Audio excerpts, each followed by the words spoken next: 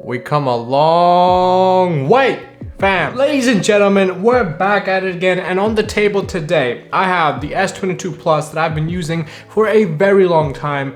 This room is echoing now that I think about it. Wow. So as many of you might know, I've had the S22 Ultra for a while, and then I kind of switched off of it into this, the S22 Plus in a beautiful green. I mean, I'm still in love with this color. The guy at Best Buy was like, "Are you sure?"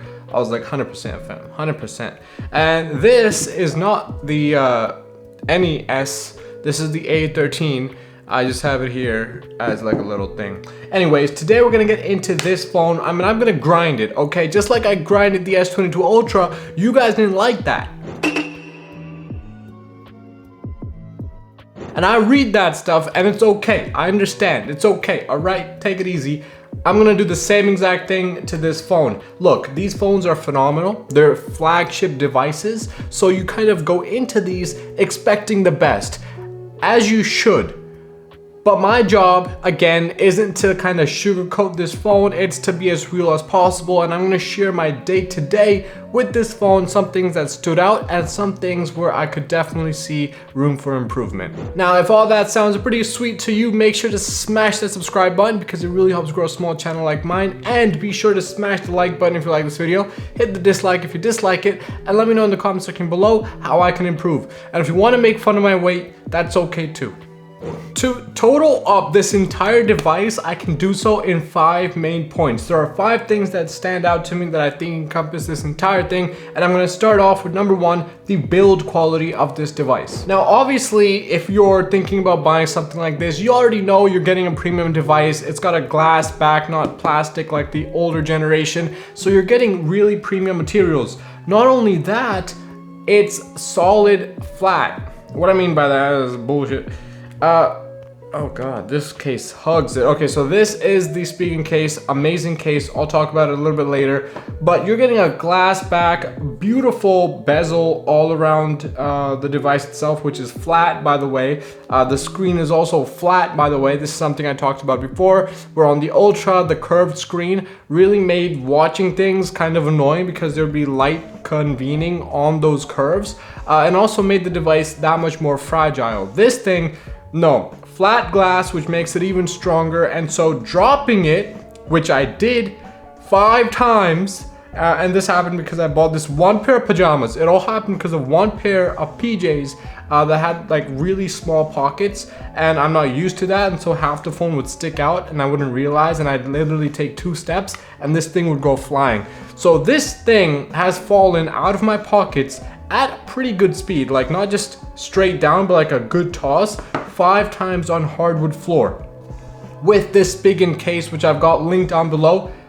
And ladies and gentlemen, not a scratch. Obviously the case has taken a bit of a beating, and that kind of just goes to show how like difficult these drops were. But my screen is perfectly fine, and all around the phone we're looking at a beautiful device still. It's still as good as new. Obviously some dust has collected around the edges because of the case.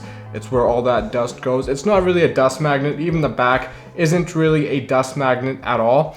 I just feel like if this was the S22 Ultra, this phone would be dead right now. Like, we wouldn't even be looking at a full phone, because dropping the Ultra 5 times, I can just tell because of its weight and the added fragility of that device, it's going to crack a lot sooner than the S22 Plus. Someone do a test, you know, smash both phones and see which one smashes first. But aside from having your tits out, the second thing that I want to talk about with this phone is the media consumption. Just watching any kind of media, reading any kind of book. With this phone, it's been an absolute pleasure. Let's talk about, first of all, the display. It's phenomenal. I mean, I keep going over this. The display, when I first took it out of the box, was awesome. It looked gorgeous and crisp. And 5 months later, it's still just like new. No dead pixels, no issues, no, you know, LED bars or anything like that. It is perfect. OLED, sorry. It is still perfect, okay? So no issues with the display. It still looks absolutely phenomenal. And watching content on this display is also a ton of fun. Because of these edge-to-edge displays, not curved displays, you're able to watch the entire media without having any sort of like light that's being bent because of the curved display. Again, I'm just a fan of flat displays, and I love that Samsung continues to keep them on these devices. Now I know on the Ultra, that's one of my pain points, is the curved display, which makes it harder to hold, which makes it a little bit more annoying to watch content. I just prefer watching content on the S22 Plus. With the display comes the speakers, and how about those? Well, okay, take it easy. In the name of justice, all right? The S22 Ultra, I said that the speakers were garbage, all right? They were garbage speakers. On this device, not the case. They're awesome. I like them, okay? Now, I got a lot of hate, obviously, in my last video because I was really grilling the S22 Ultra. Like, I was going at it. With this phone, I'm bringing the same sort of energy to attack, but there's a lot less to hate because the speakers on this phone are good. They're not the greatest things on the planet. They're not like your JBLs, but they will get the job done. And that's something that the S22 Ultra didn't do. They had a very tin accent. They sounded very like you were playing this out of like a can or something like that. I'm not even kidding. These sound good. So watching things with your sound on is going to be a pleasurable experience, especially, you know, if you're holding it up or if you're holding it above you. It's not gonna slip out of your hand like those thin curved displays do. This thing is just a pleasure to watch media all around. Next, we gotta talk about the cameras. We gotta talk about this gorgeous leaflet design with these 3 cameras. I love it. I think this is the most elegant incorporation of cameras, and I still think to this day, 4 months later, I still think this is the most gorgeous implementation. Now, talking about implementation, right before I get into cameras, the flex factor. Okay, I had the Z Flip 3 before I had the Ultra, and I had the Flip 3 for like a whole year, okay?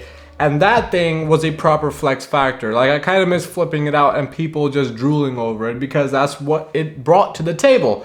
This phone doesn't really get that. It does get the, you know, the constant look. Like, people, especially in this gorgeous green color, people will look at it, but it's not a conversation starter. Let's just say that, all right? Let's just say that.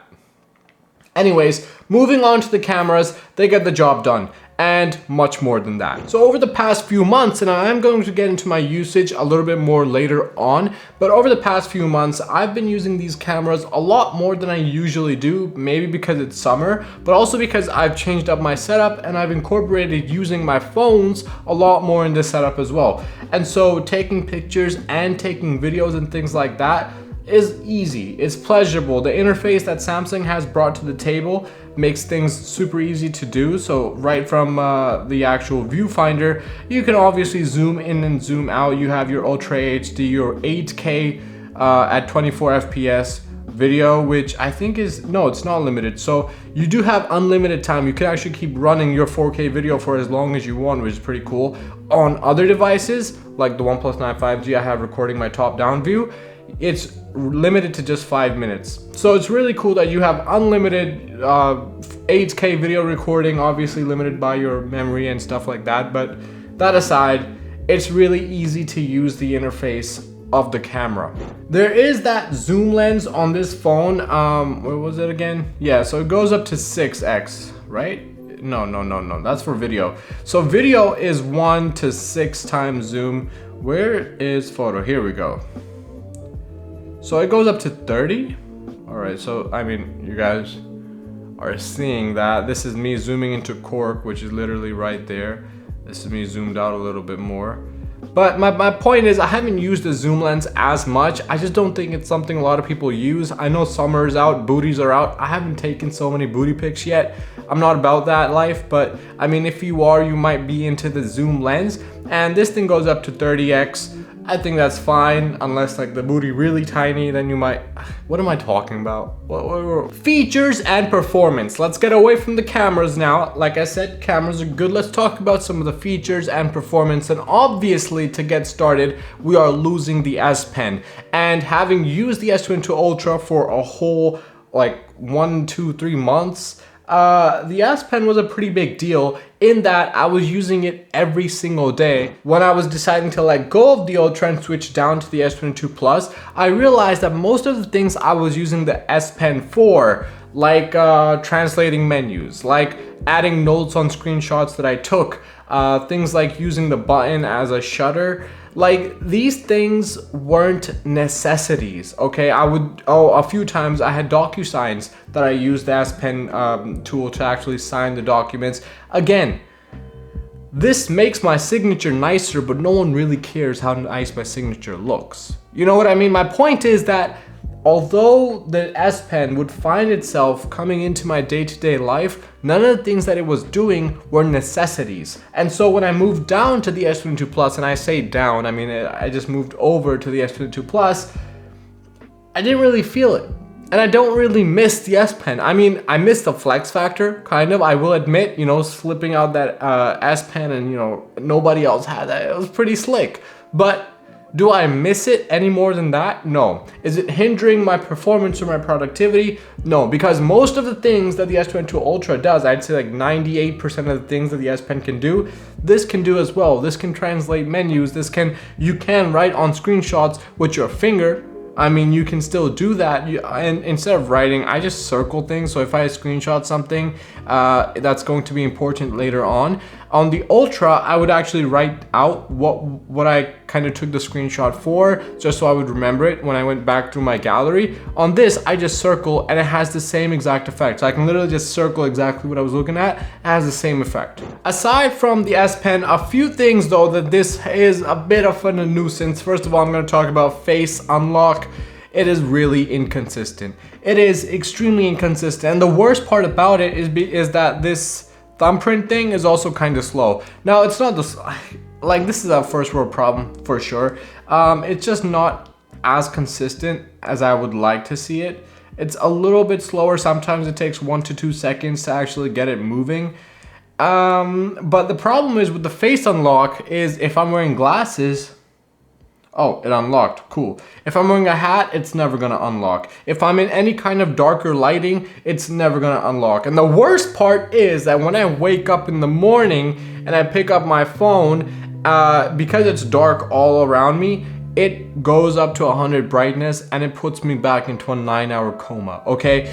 This thing, that's just one of those annoying things, and I don't know how to turn it off aside from just turning Face ID off completely. Which kind of sucks because then I won't be able to use it at all. But that's just really annoying. The fact that it goes really bright just to find my face when it's a little bit darker. I would prefer it just to use my finger in those circumstances, but I don't know if the software is out yet or if any of you guys have any fix for that. That's just really annoying. It like blares at you and you're just like, you just can't even look at it anymore. It's like that. And I will say about the fingerprint scanner, the power button fingerprint scanner that you had on something like the Z Flip 3 was noticeably faster. I will say that those physical buttons on the side of the phone that scanned your fingerprint were noticeably faster than this screen fingerprint scanner. We'll say that. Again, these are small little itty bitty things. Don't come at me with my fat face and talk about this in the comment section below. But if you do have a remedy for this like blaring brightness when it's dark outside and you're trying to use Face ID, let me know about that in the comments below. Okay, and then you can make fun of my face. So if you find a solution, you can make fun of my face. How about that, fam? How about it? Now, another thing in the features and performance is gaming. And over these past few months, one of the things I've found is this does heat up. I will say it does heat up in a few instances. Now, again, I'm gonna talk a little bit more detail about my usage a little bit later when I get into battery, but things like driving. So when I'm driving, I have Android Auto in one of my cars. So I literally just connect this and I have the Google Maps app open in my car. So I put this away. So it's not like technically on, but it still heats up, which is really weird to me. I don't know why. So right now it's not going to happen. If I open apps or things like that, it's going to remain pretty cool. But for some reason in my car, and I always have Google Maps running when I'm in my car using Android Auto, this is going to heat up. Also, if you're gaming, so if you game hard for like 15 to 20 minutes is when you're gonna start feeling it. Now, I'm talking hard, I'm saying Genshin Impact. If you're playing Genshin Impact and you've got things maxed out, yes, you're gonna start feeling it at 15, 20 minutes. Is this abnormal? No. This is the way all phones work, okay? This thing is going to start heating up never, because it can't even run this that kind of application. My OnePlus 9 5G, this thing starts heating up I'd say at about the same time. I haven't really noticed any kind of difference between these two devices. The Ultra actually heated up about the same as well. I gotta say it's about the same, even though that has better specs or whatever. I will say that gaming on this phone is nice. I've done it a few times. I'm not a big phone gamer type of guy. Probably like once, maybe twice in the past few months, and primarily just Genshin Impact. And like I said, it does heat up, nothing abnormal, so nothing that you wouldn't expect. At the same time, it doesn't hurt, so it's not like it's heating up to the point where you're holding up ember. Now this is extremely important, so if you made it this far, listen to this, okay? Because when it comes to performance overall, it has slowed down. Since the moment I opened up the box to today, the performance is not the same. It's slower than the day I opened the box, but it was not a gradual slowdown either. Think about this. When I first opened up this device in my first 1 or 2 weeks of using it, the battery on this thing sucked, okay? And that's what I've noticed with like even last gen phones, where they take a few weeks now to optimize to your usage and really increase that screen on time, which I think is fine. I mean, it's okay, it's cool, whatever. But in that optimization period, while my battery sucked and I was getting like 3 or 4 hours of screen on time, the performance was phenomenal. Like, it was noticeably faster, it was pushing things. After that 2 to 3 week period, maybe even like 4 week period, just trying to optimize to my usage, the battery increased in life. So it went out to 7 hours, but the performance I did feel slowed down just a little bit. And in places like opening apps up, apps would open a little bit slower than they did before. It wasn't as snappy. The animations felt a little bit slower, things like that. There were a few glitches as well. Now, these were more sporadic. I don't know if any of this is correlated, but this is just my experience. So in the beginning, when I opened this box, the Ultra had a lot of glitches, and I showed those to you guys on the video where YouTube would keep crashing and things like that. This had none of that. No crashes, no slowdown, nothing like that. And even today, there's no real crashes, there's just glitching. So my YouTube app might just get stuck on that opening screen for a good 2-3 minutes and then continue. It's not a crash, but it is a glitch. That was a lie, I ain't gonna lie, that was a lot, all right?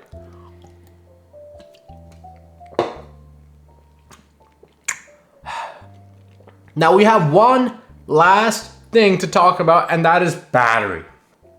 But before I do, make sure to smash that subscribe button because it really helps grow a small channel like mine. And if you like this video so far, smash the like button. If you dislike it, smash the dislike, and let me know in the comments section below how I can improve. I did that all with one breath.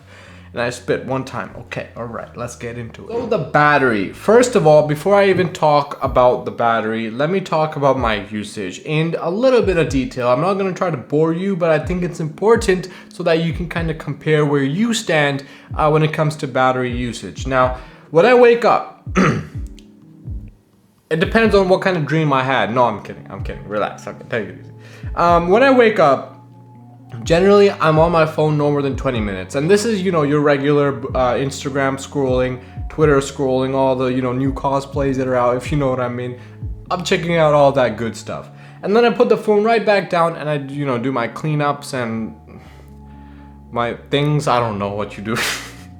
Anyways, eat breakfast. Generally, I'll eat breakfast, I'll be on my phone, and at that point, I've generally been on my phone for about 30 minutes, okay? So from the moment I wake up to after I'm done eating breakfast, 30 minutes have gone by on my phone with the phone being on. Then, on some days, I might take the train to the city. That's another 1 hour while I'm gonna be on my phone because I take the entire trip to the city. I'm on my phone the entire time. I'm not looking at people's faces and I don't want anybody else looking at me, okay? So that's what I do. I just burped, I'm sorry. Then I have classes. Now during classes, I'm a good student. I never look at my phone during classes. You generally always turned off and put away. Not like off, just off and put away. But in between classes, so in between like a 15-minute break, I might be on my phone. And so to put that all together, that's another 30 minutes. So we had 30 minutes in the morning, we had an hour in the train, then we have 30 minutes between classes, and then when I'm done my classes, I go over to my apartment that's in the city, so I'm not taking the train back just yet, and that's going to be maybe a 15-minute walk. So we got 2 hours and 15 minutes now of just usage, okay, by that point. This is where heavy usage begins, because when I get to my apartment is when I start doing a little bit more of the business side of things, and this might be a conference call, and these calls can generally go on for 1, 2, 3 hours, okay? So these go on for quite a while, and so this is just me, and I generally like to do conference calls on my phone, not on my other like iPad or anything like that, because that I'm doing other work on. I like to have the full keyboard and screen for my work, and so this just handles the conference call. And again, 2, 3, 4 hours of that go by with my phone on, and we're already looking at 4, 5, 6 hours of screen on time. And at that point, when I'm done that conference call, this phone is generally at 35%. So it goes from 100 down to 35% in 5 to 6 hours of screen on time. What do I think about that? Well, I think that's amazing, because if I do end that call, that conference call, and all of my work at 35%, I know I can easily make it through the rest of the day. Whether that's taking the hour ride back on the train to my home, or whether it's staying in the city but maybe going out to eat, and you know, just like spending the night in the city as well. Whatever it might be, 35% can handle that. So what I'm trying to say is that 6 to 7 hours of screen on time is not unusual. Now, all of these activities I described in terms of time, but not in terms of actual usage. What am I doing? Am I playing games on my train ride? No, I'm not playing games. I'm generally reading articles, I'm browsing social media, I'm texting people, things like that. So I'm not doing anything super involved on most days, and so that's why it's a very general outlook of, you know, normal usage throughout the entire day. This phone gives me the confidence to know that I can get through the entire day off of just one charge. Again, I'm not a crazy phone like guy. I'm not using my phone a lot, but it just has that confidence in it that the S22 Ultra really didn't give me, and that other devices don't give me either, especially like the Z Flip 3. That thing is nothing compared to the battery that this provides. So I'm really happy with the battery life on this phone. All that I wanted to talk about over these 4-month period of using this device, this is really the perfect device for so many people. It's perfect in that the screen isn't too big, it's not too small. Multitasking is super easy. You know, the Z Flip 3 screen was long and narrow, so scrolling web pages was slightly better on that, but this screen is wider, so typing things is really nice. Even if you're using just one hand, on the Ultra the screen is even wider, and it's almost impossible to actually type a cohesive paragraph with just one hand without having shortcuts and things like that involved. So I just think this is still the best phone for most people. If someone comes to me and asks me, hey, what phone should I buy? Not knowing anything about them, I would probably tell them the S22 Plus, not even the regular, because that battery really sucked. But if you have the S21 Plus, you've already got a good phone. Okay, don't buy this new one unless you're dead set on this new green color and this glass back. You really love this. All right, I understand. Okay, I understand. Relax. But for any other purpose, is it worth buying the S22 Plus if you have the S21? No. If you have the S20 Plus, I might start thinking about it. But